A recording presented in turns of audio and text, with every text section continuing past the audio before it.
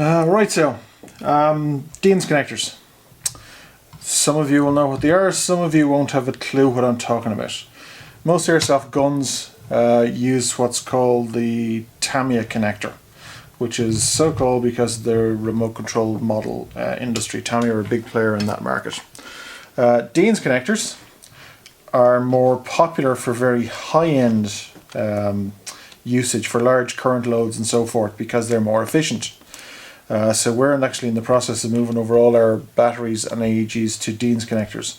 Now this gun here is the G&P Magpul CQB MOE or some such name, and as you can see it actually has a micro Dean's connector on the cables rather than the standard Dean's. I had expected to see a standard Dean's, but we're going to change it out. So the process is going to be exactly the same whether you're changing from Tamiya to Dean's or from micro Dean's to standard Dean's. Now I do have a bit of play here on the cable, but just to give myself some more latitude to work with, I'm actually going to take the stock tube off first to give me some more freedom with the cables. So bear with me a second and I'll take that off. As you can see, we've taken the stock tube off, so now we have enough free play on the wires to give us some room to maneuver. Just snip them off. Not too worried about the connector because that's done. Now, it's absolutely no problem to snip the ends off the wires that are inside an AEG. What you should never ever do is snip the wires off a battery at the same time, because you're in danger then of shorting the battery, and if you're using a LiPo there's a very real danger of fire hazard. Yeah, so right now we have these cut off. We're just going to take some of the insulating material off and twist it into a nice tight wire.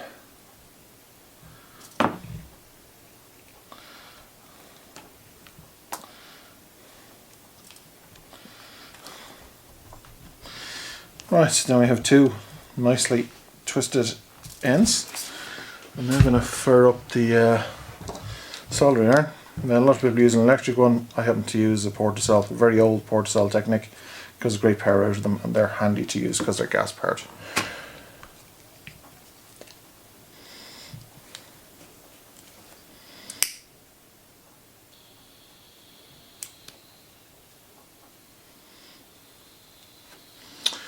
Right, so while we leave that heat up, I'm just going to get a couple of lengths of shrink tube, one red, one black, and slide them on down.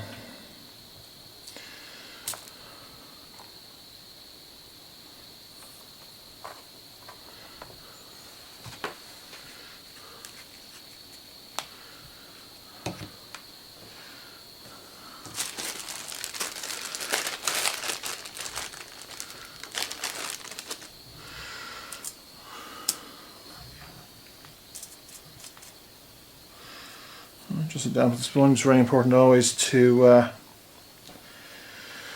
keep the tip of your soldering iron clean.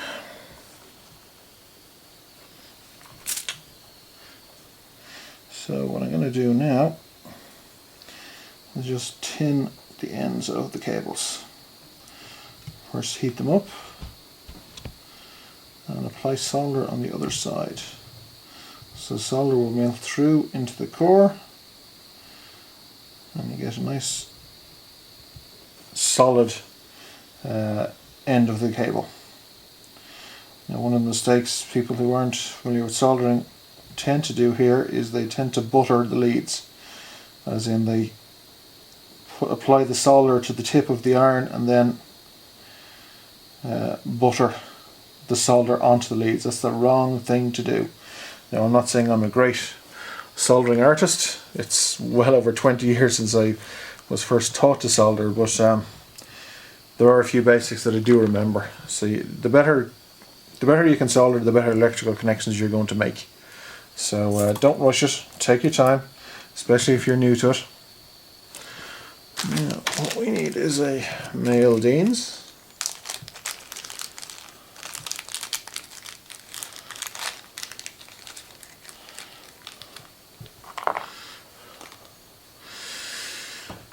So we're going to connect the wires to this end. So rather like tinning the leads, I'm actually going to apply some solder to the contacts on the Dean's to make it easier and simpler to join the wires. So I'll heat up the connector. Right, so in the same way as I tinned the ends of the wires, I'm going to just add some solder to the connectors, just so it makes it easier then to add the wires in the moment. So just preheat it, then add the solder. That should be good for that one.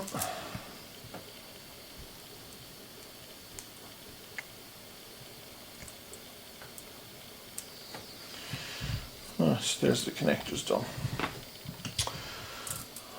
Right, now, because you're dealing with soldering iron, it's going to be very hot. Please make sure that you have the necessary tools available. Now, I don't have anything. I don't have exactly what I need here, but I have enough to make sure that I can do it in reasonably safe fashion. So,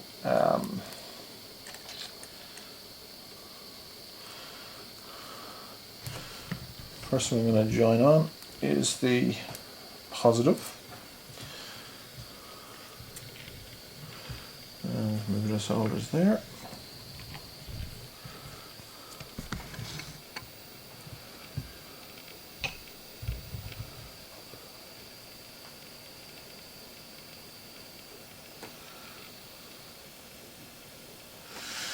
Right, so let's show you very quickly.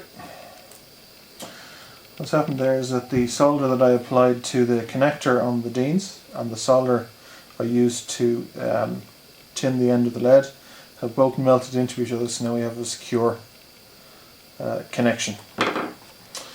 Before we do anything else, I'll slide down the shrink tube, push that down a little bit. Now, one of the advantages of using the gas powered soldering iron so that it emits a nice heat, which is very handy for shrinking. Shrink tube.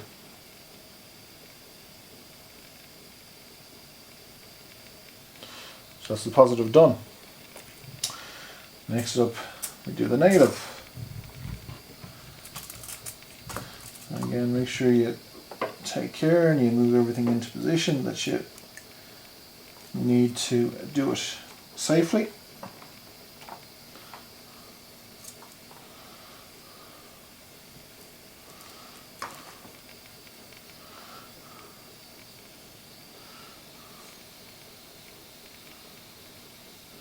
There's the solder on that connection mounted. And now it's into the solder on the wire.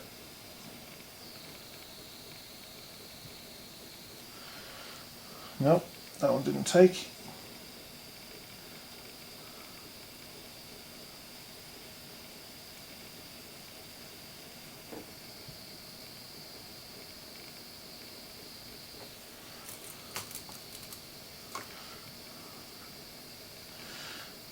And yeah, that's a good connection.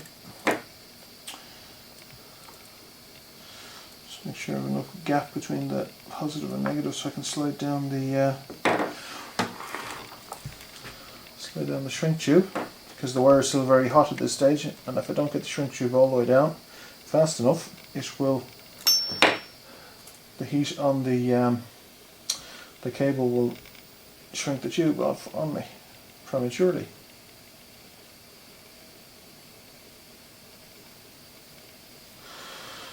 So there we go. One male Dean's connector fitted to the G&P AEG.